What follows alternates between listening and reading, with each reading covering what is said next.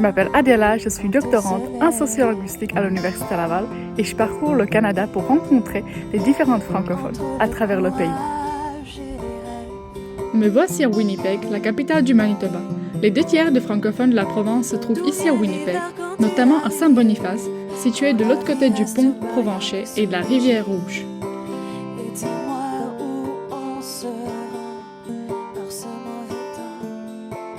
Je m'intéresse notamment à la façon dont les francophones vivent leur vie ici en français.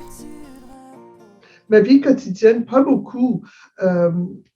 Depuis que ma mère est décédée, et puis mes oncles et mes tantes sont tous partis. Alors avec mes cousins, mes cousines, on parle plutôt l'anglais.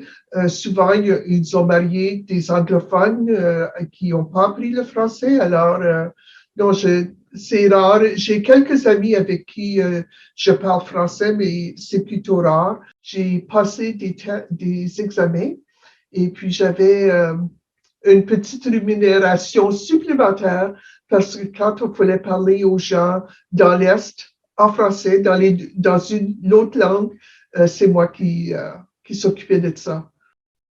La communauté à Winnipeg, je pense qu'elle est petite. J'ai quelquefois l'occasion de rencontrer des gens et puis c'est curieux, mais si je suis dans un magasin, j'entends parler français, faut que je regarde, voir si c'est quelqu'un que je connais. C'est comme si je pense connaître tous les francophones à Winnipeg ou du Manitoba. C'est pas le cas, mais les gens voient que je les regarde, que je les fixe, et puis, bien là, je m'excuse, puis je dis, bien, je t'ai entendu, en français, je leur dis, je t'ai entendu parler français, alors, j'ai regardé pour voir si je te connaissais. Moi, je travaille en français parce que je travaille avec la DSFM. Ça, c'est mon travail principal. J'ai un contrat durant l'année scolaire pour appuyer les petites écoles en région. Le fait que mon hobby et mon futur gagne-pain, parce qu'éventuellement, je crois bien que le nénuphar va me permettre d'en vivre, c'est travailler en français. Il y a très peu de chroniques qui ont été faites en anglais et que j'ai traduit. Comment tu fais pour inculquer la fierté d'une langue? Tu la fais connaître. Normalement, ça se passe dans les écoles. Parce que si à la maison, les parents ne lisent pas, si les parents ne regardent pas des émissions en français, ne participent pas à des activités comme des pièces de théâtre ou des choses en français, la fierté du français, c'est la fierté de le vivre. Si tu ne vis pas en français, comment peux-tu être fier du français? Pourquoi? Moi, ma façon à moi, c'est avec un magazine franco-manitobain pour signifier à tout le monde que oui, il y a du français. Alors, je dirais que ma fierté et mon appartenance à la communauté francophone ici au Manitoba et en Alberta, ça serait dans ma façon de dire mon prénom. Donc, dans les dernières années, j'ai vraiment choisi d'affirmer, de dire mon prénom comme il se doit, parce que, Rachel, mes parents m'ont nommée Rachel, E-L-L-E, en pensant que les gens qui ne connaissent pas le nom Rachel le diraient correctement, mais j'ai découvert rapidement que souvent, il faut que je corrige les gens ou ils vont m'appeler Rachel et j'aime vraiment pas ça. Alors, au lieu de, au lieu de faire comme, oh, mon nom en anglais, c'est Rachel, je vais plutôt dire mon nom est Rachel, ou my name is Rachel, par exemple. Et là, s'ils disent what? Là, je vais dire Rochelle. Donc, Rochelle, c'est le plus proche que j'arrive. J'écris souvent des lettres à la rédactrice en chef de La Liberté. En français, j'écris en français aussi dans un journal. Je suis en train de publier des histoires. Bon, publier plutôt à moi-même pour l'instant, mais à l'avenir peut-être.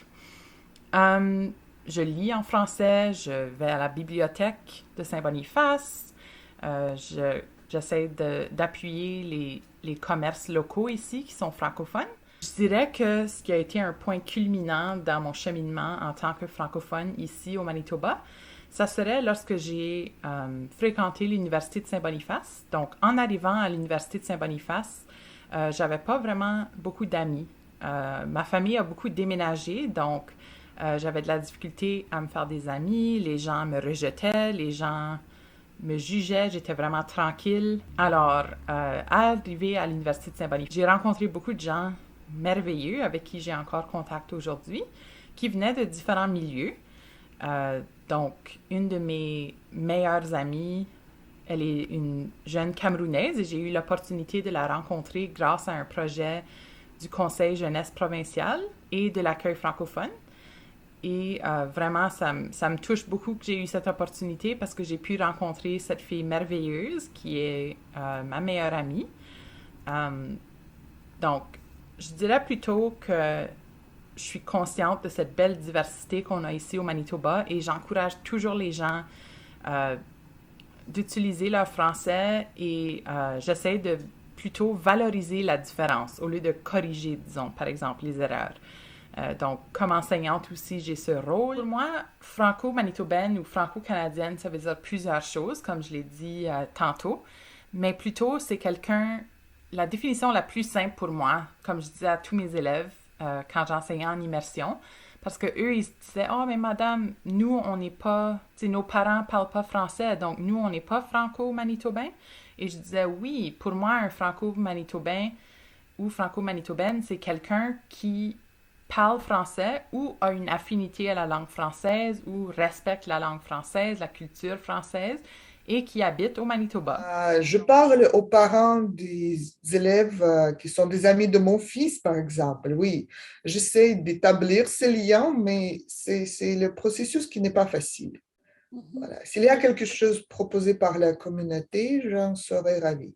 Et tu ne peux pas vraiment arrêter les gens dans l'air en disant « Voilà, je parle français, voilà, je veux bien être un ami avec vous. » Bon, ça ne se fait pas comme ça, tu vois. Les Franco-Manitobans et les Franco-Manitobaines forment ici une communauté très fière de leur histoire, mais aussi une communauté très diversifiée, dont l'avenir et la force tiendront sans doute dans l'union et la coopération mutuelle entre les différents francophones. Salut tout le monde, Lise Lévy ici en direct de Winnipeg, Manitoba, où la question m'a été demandée « Quels sont les 3 mots qui décrivent la francophonie d'ici ?»